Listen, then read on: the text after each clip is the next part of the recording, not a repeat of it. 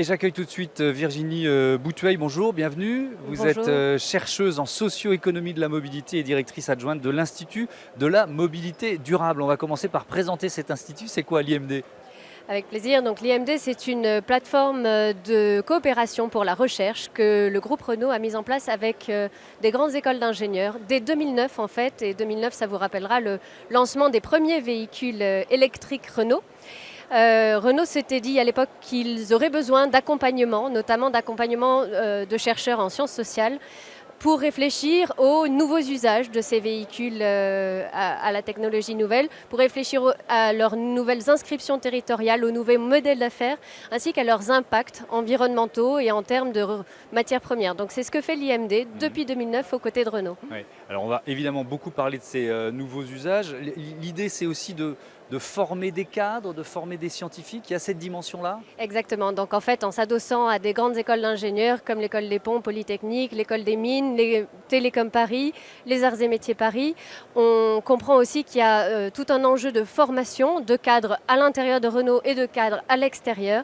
L'idée, c'est de faire bénéficier le plus rapidement possible les formations destinées à ces gens-là des recherches que nous produisons dans le cadre de l'Institut de la mobilité durable. Ouais. Et on comprend bien que c'est tout le système qui est en transformation. Quand on a affaire à des nouveaux véhicules de ce type, à des nouveaux services sur lesquels adossés à ces véhicules, Ouais. c'est l'ensemble du système qui a besoin d'être transformé et donc les compétences aussi.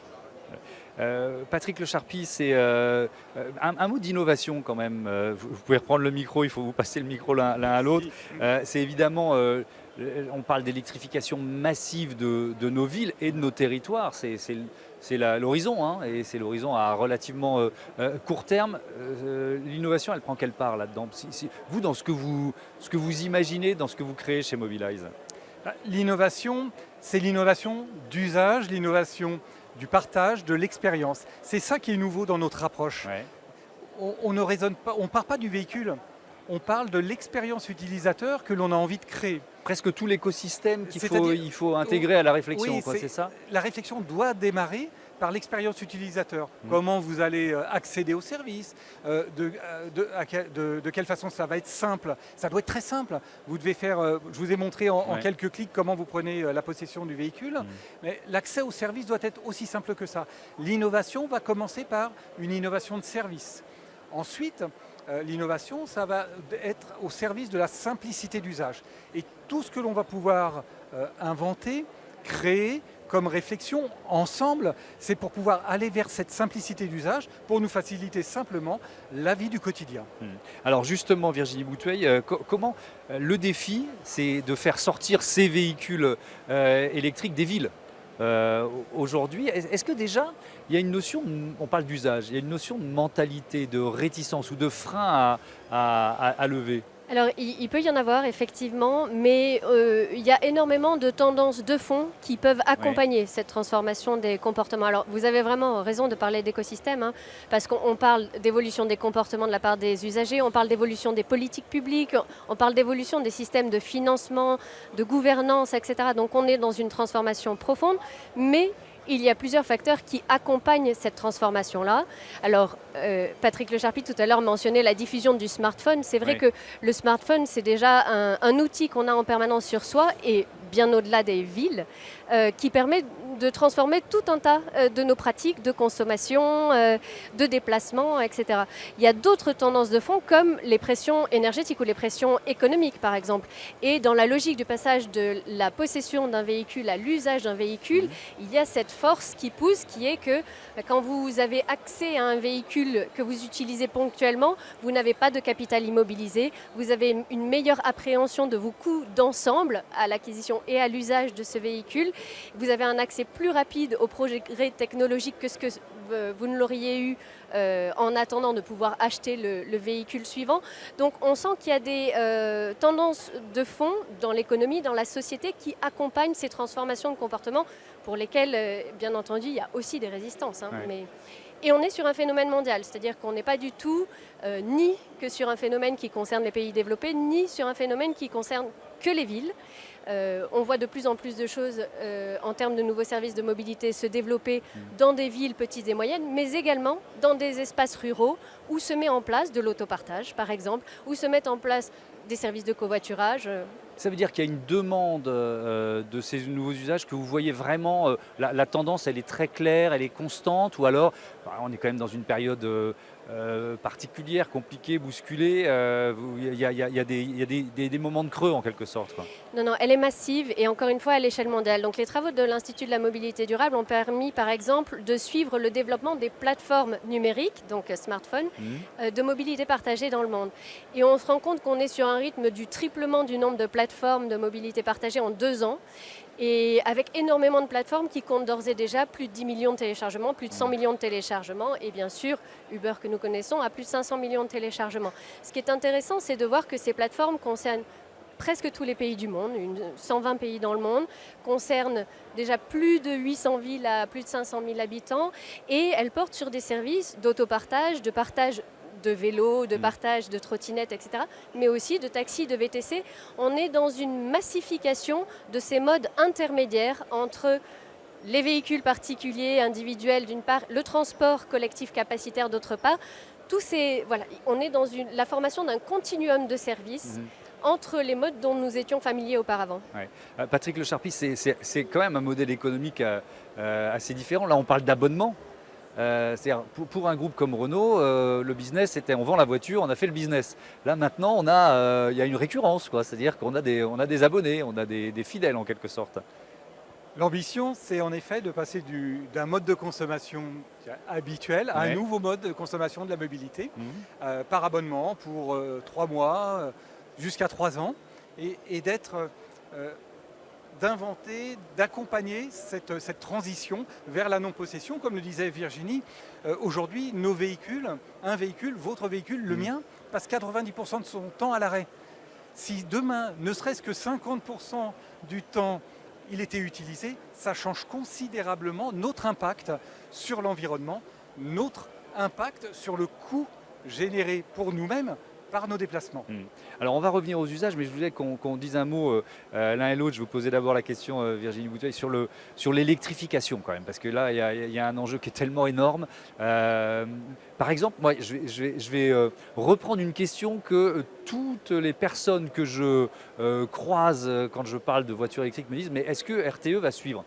Est-ce que le réseau de transport électricité va pouvoir fournir, est-ce qu'il est adapté à la charge, cette demande d'électricité qui va être tellement exponentielle ?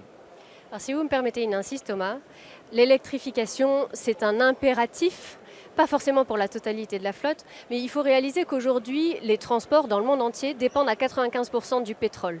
Et en France, alors qu'on a développé les biocarburants, l'électricité pour tout un tas de transports, on est encore à plus de 90%. Donc l'électrification, c'est une partie de la solution pour sortir de la dépendance au pétrole dans les transports, dans la mobilité. Ensuite, ça ne peut se faire que intelligemment, si je puis dire. Et en effet, on voit que des difficultés sur le plan de la production d'électricité, de la distribution, il en existe déjà aujourd'hui, notamment en raison de l'existence de pointes très fortes de consommation à certains horaires de la journée. Donc la réponse, pour ce qui concerne l'électrification de la mobilité, c'est une électrification qui ira dans le sens d'une plus grande stabilité de la demande sur le réseau, donc d'une gestion intelligente de cette nouvelle demande liée aux mobilités, pour qu'elle ait lieu aux heures creuses, pour que peut-être elle permette du stockage d'électricité quand il y a de la surproduction et de la redistribution quand il y a des besoins en pointe. Donc l'électrification de la mobilité doit se faire en compatibilité avec le réseau et sous ces conditions-là, RTE pourra suivre. Et donc sous ces conditions-là, RTE suit. Donc ça veut dire qu'il ne faut pas, doubler le réseau, etc. Enfin, parce que sinon, c'est des investissements qui sont tellement massifs que ça remet le modèle en cause. Exactement. Quoi. Non, vous avez raison. Il faut utiliser intelligemment l'appareil de production d'électricité que nous avons et le réseau de distribution que nous avons. Et donc, il faut de l'intelligence de charge, il faut de la gestion collective de cette mobilité-là. Alors ça passe aussi, vous en avez dit un mot tout à l'heure, Patrick Lecharpy, mais par des bornes électriques, des bornes de recharge intelligentes aussi. C'est Smart Charge, c'est ce que Virginie décrit, c'est être capable de gérer le bon moment de recharge pour nous, vous vous chargez au bon moment pour bénéficier du meilleur tarif. Donc ça, c'est un service que propose Mobilize aujourd'hui, C'est d'ores un et déjà. service que d'ores et déjà Mobilize propose aujourd'hui. Mobilize travaille sur un réseau de recharge, 90 stations en France de 400 kWh qui permettent de se recharger de façon maîtrisée. Je reviens aux usages, à nos habitudes, Virginie Boutouaille, parce que on est biberonné à la bagnole, j'allais dire, de ma génération, la génération précédente. On est biberonné à un usage de possession, on en parlait tout à l'heure. Même, j'allais dire que la voiture, c'est le prolongement de la maison pour énormément d'utilisateurs. Donc comment intégrer ça, comment aider les mentalités à changer pour accepter l'autopartage, pour accepter d'être dans un usage finalement plus raisonné de la voiture et de la mobilité? Alors, il y a toujours deux aspects, deux parties de réponse à ce genre de questions-là. Une partie par la contrainte et une partie par l'incitation, si je puis dire. Aujourd'hui, peut-être que dans certaines circonstances, et notamment en centre-ville urbain dense, on a trop de facilité encore à utiliser la voiture. Donc on le voit, c'est en train de changer par de la tarification du stationnement, par de la restriction des infrastructures disponibles pour la voiture individuelle. Et c'est ce que j'appelle la contrainte. Et ça, peut-être que ça doit être accompagné de façon différente en fonction des territoires. Mais c'est ça qui peut accompagner les changements de comportement. Mais l'incitation est importante. Et la pédagogie, finalement, ça se rejoint. Incitation et pédagogie, ça se rejoint. Exactement. C'est-à-dire que toute une partie des gens qui utilisent la voiture et qui possèdent une voiture, aujourd'hui, ont des surcoûts à l'usage et à la possession de la voiture qu'ils pourraient éviter et dont ils ont une moindre connaissance. Enfin, c'est très compliqué de consolider tous les coûts, tout ce qu'on dépense pour une voiture à l'année, et l'assurance et le stationnement et l'entretien, etc. Donc il y a de la pédagogie autour de ça et il y a l'offre de solutions alternatives et c'est là que je parle plus d'incitation, donc d'où le rôle non seulement des designers, des constructeurs, des fournisseurs de solutions de mobilité, mais aussi des pouvoirs publics à mettre des dispositifs de régulation favorables à l'offre d'alternatives attractives, d'alternatives qui soient flexibles, qui soient souples et qui soient agréables, qui correspondent bien aux besoins et qui soient fournies à des tarifs intéressants pour les usagers. Et on en revient, Patrick Lecharpy, au design finalement, à votre cœur de métier. Il faut la rendre sexy, la voiture, quoi. Il faut en avoir envie, il faut avoir envie de l'utiliser, il faut qu'elle vous plaise, il faut qu'elle satisfasse vos besoins d'usage. Et il faut qu'elle soit toujours dans la meilleure condition.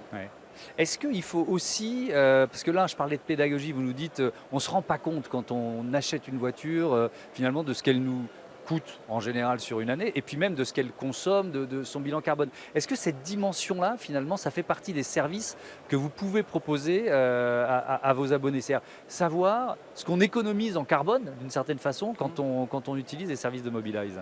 Alors, nous travaillons sur le cycle global. Donc nos véhicules destinés au partage sont conçus pour 10 ans, sont conçus pour repasser 2 fois dans une refactory à Flins, pour être mis à jour physiquement, pour être mis à jour d'un point de vue connectivité. Et ça va nous permettre de pouvoir offrir à nos clients le meilleur bilan carbone dans leur usage. Ils vont pouvoir le contrôler, le suivre, grâce à notre petit avatar qui finalement va les accompagner de façon pédagogique. C'est presque un jeu à ce moment-là. Oui. Je veux être meilleur que la dernière fois, c'est consommer encore moins que la dernière fois. C'est consommer. On voit bien la capacité qu'ont nos nouvelles applications à nous aider à avoir des comportements plus vertueux dans l'usage, à susciter de nous garer au bon endroit pour faciliter la recharge. Alors ça a un avantage pour l'opérateur. Il ne va pas avoir à déplacer la voiture pour la recharger. Ça a un avantage. Il faut que ça ait un avantage pour l'utilisateur. Il faut que ça lui donne un certain nombre de points dans cette application de mobilité. Quand on parle de gamifier l'usage, quand on parle d'inciter, de nous inciter à de meilleurs comportements, ça en fait partie. Je peux vous dire que quand on a une voiture hybride, en ce moment, vu les difficultés à faire le plein et le prix de l'essence, Virginie Boutouaille, je vais reprendre le micro, on est très très joueur. Hein. On essaye vraiment d'être sur l'électrique le plus longtemps possible. Je vous rends le micro parce que votre institut de la mobilité durable, évidemment, il est là aussi pour, vous nous l'avez dit, imaginer nos usages, imaginer les voitures et les usages de demain. Ça passe forcément par une des voitures de plus en plus connectées. Ça rejoint ce que vous disiez c'est notre smartphone qui est la porte d'entrée. C'est une obligation. Pour une partie, oui, et notamment pour tout ce qui sera mobilité partagée, où on comprend bien qu'on sort de l'anecdotique quand on arrive à mettre en réseau ces véhicules, quand on arrive à donner de l'information en temps réel sur la localisation de ces véhicules, leur disponibilité, Ça suppose etc. que les territoires, les collectivités locales suivent aussi. Alors, Parce qu'il y a des infrastructures à mettre en place. Toute la question est posée de la répartition de la charge dans l'équipement en infrastructure, en infostructure, entre la voiture ou les mobiles et l'infrastructure, la ville, les routes, etc. Donc ça, ce sont des choses qui sont en train de se négocier petit à petit, chemin faisant, avec des options relativement différentes qui sont prises, mais vraiment des territoires relativement innovants qu'on voit prendre les devants en disant pour promouvoir tel type de mobilité, il me paraît bien d'équiper les infrastructures de telle et telle façon, ce qui permet aussi en retour d'avoir de la donnée, ce qui permet d'alimenter la décision publique par ces données. Voilà, donc on est dans un véritable changement de l'ensemble du dispositif autour de ces mobilités. Et on va terminer là-dessus. Est-ce que ces voitures de demain, parce que c'est un vrai débat là aussi, elles seront forcément autonomes? Alors, forcément, pas forcément. La question de l'horizon de l'autonomie totale des véhicules, elle reste posée. Non seulement de l'horizon, mais des cas d'usage, si je puis dire. Ça ne sera pas la même chose de rendre autonome une voiture sur autoroute ou autonome une voiture dans les embouteillages versus autonome dans un centre-ville urbain dense avec des priorités de circulation pas toujours respectées, etc. Donc, il y a énormément de choses à faire en matière d'évolution des services, des comportements, des politiques publiques avant même de penser à l'autonomie. Ensuite, l'autonomie, c'est un chemin qui suit son cours et elle ira dans le sens d'une réduction peut-être des coûts d'usage de services de mobilité, peut-être dans une amélioration de la performance énergétique des véhicules, etc. À voir. Mais il y a énormément de choses à faire avant même de se poser cette question-là. Simplement, on suit de près ce qui se passe. Merci beaucoup, merci à tous les deux d'avoir participé à ce Smart Impact ici au Mondial de l'Automobile dans l'espace Renault. Notre soirée spéciale continue évidemment sur Bismart. Salut.